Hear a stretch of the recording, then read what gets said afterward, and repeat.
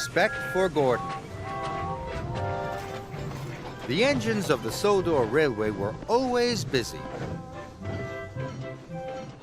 Thomas puffed to the beaches with happy vacationers. And Gordon proudly pulled the express. Gordon thought he was the strongest, fastest, and cleanest engine on the whole of the railway. But one thing bothered him. His firebox rattled as it cooled down at night. Gordon knew his rattle stopped the other engines from getting to sleep. That night, Gordon's firebox went click, clunk, click, clunk. Thomas and Percy started to chuckle. "Rattler Gordon's keeping us all awake," peeped Percy. "The only engines keeping other engines awake," huffed Gordon crossly, "are little engines with very bad manners." But secretly, he felt rather embarrassed. In the morning, Percy teased Gordon again. "Rattlebox is awake at last," he puffed out loud. Gordon ignored Percy. He did not like being called names. "I'm the strongest and the best," he told himself. "Strongest and best, strongest and best, cleanest and fastest, and pull the express." He wished the other engines would remember that. Later, Gordon pulled into Knapford Station. "Oh, look," laughed Emily. "Rattler Gordon's here. He's pulling the Click-Clunk Express." This made Gordon very cross indeed, especially because Diesel overheard. "I hope your Click-Clunk gets better soon," oiled Diesel. "See you later, Rattler." Gordon was very cross indeed. He decided it was time the other engines learned to treat him properly. So later, at the water tank, he pulled up ahead of James. James was surprised. At Knapford, Percy had brought Gordon's coaches into number 1 platform. "Off you go now, Percy," said Gordon.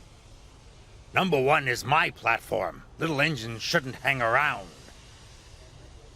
"You're a boastful, bossy, big blue boiler," Percy muttered to himself crossly. Later, Gordon told his friends to give a polite toot-toot whenever they saw him. "But why?" asked Thomas. He was very puzzled. "Because," huffed Gordon grandly, "I'm the strongest and the best." And he steamed away. "You can toot at him if you like," wheezed Emily, "but I'm not going to." Gordon steamed across the island. He felt very pleased with himself. He was sure the other engines would forget his clunk-click and treat him properly now. He saw Emily coming. He listened for her toot-toot. But Emily didn't toot at all. This made Gordon very cross. He was so cross that he didn't see the signal telling him to stop. And he didn't see the goods train ahead until it was too late.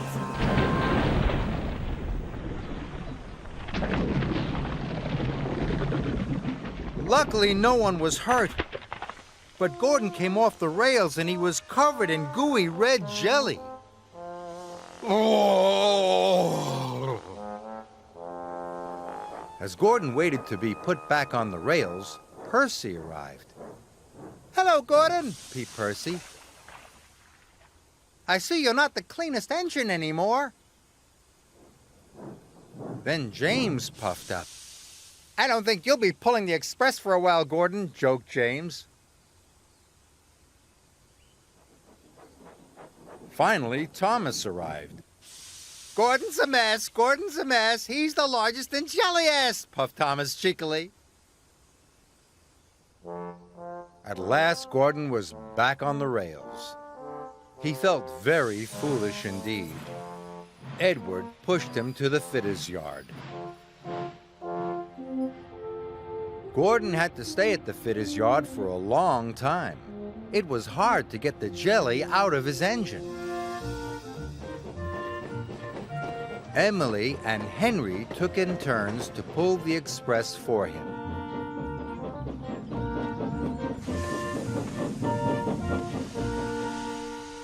One evening at Tidmouth's sheds, Henry huffed, "It's hard work pulling the express."